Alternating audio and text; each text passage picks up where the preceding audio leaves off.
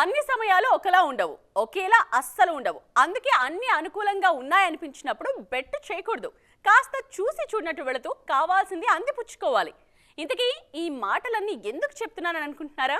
నేను చెప్పడం కాదండోయ్, మృణాల్ ఠాకూర్ కు ఆమె వెల్ విషర్స్ చెప్తున్నారట.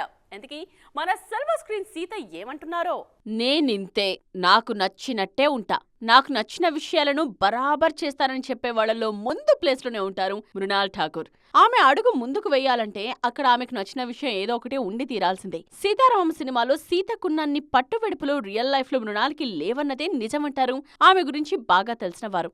సీతారామం తర్వాత అవకాశాలు వెల్లువెత్తాయి మృణాల్కి.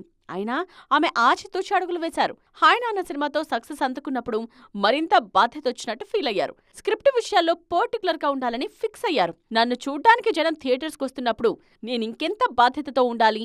అన్ని స్క్రిప్ట్లు సెలెక్ట్ చేసుకుంటే నా స్పెషాలిటీ ఏముంటుంది?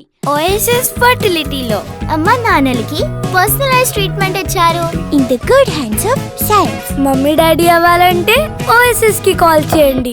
నా కోసమే నన్ను దృష్టిలో పెట్టుకుని మేకర్స్ కథలు రాస్తున్నప్పుడు అందులో నాకు సూట్ అయ్యే వాటిని సెలెక్ట్ చేసుకుంటేనే కదా అసలైన కిక్ అంటున్నారు మృణాల్. తనమైన లెక్కలతో తెలుగుకు కాస్త దూరంగానే ఉంటున్న మృణాల్ లేటెస్ట్ గా బాలీవుడ్ లో అజయ్ దేవ్గన్ మూవీకి గ్రీన్ సిగ్నల్ ఇచ్చేశారు. సన్ ఆఫ్ సర్దార్ సీక్వెల్ లో అజయ్ తో కలిసి ఆడిపాడనున్నారు మృణాల్ ఠాకూర్. ఈ సినిమాను ఈ ఏడాది జూలై 25న ప్రేక్షకుల ముందుకు తీసుకురావాలన్నది ప్లాన్. మన మర్యాద రామన్న రీమేక్ కి వస్తున్న సీక్వెల్ కాబట్టి తెలుగు ప్రేక్షకుల్లోనూ తప్పకుండా క్యూరియాసిటీని క్రియేట్ చేస్తుంది ఈ మూవీ. ఆ తరువాతైనా మృణాల్ వరుసగా తెలుగు చిత్రాలు చేస్తారా? Let's wait and see.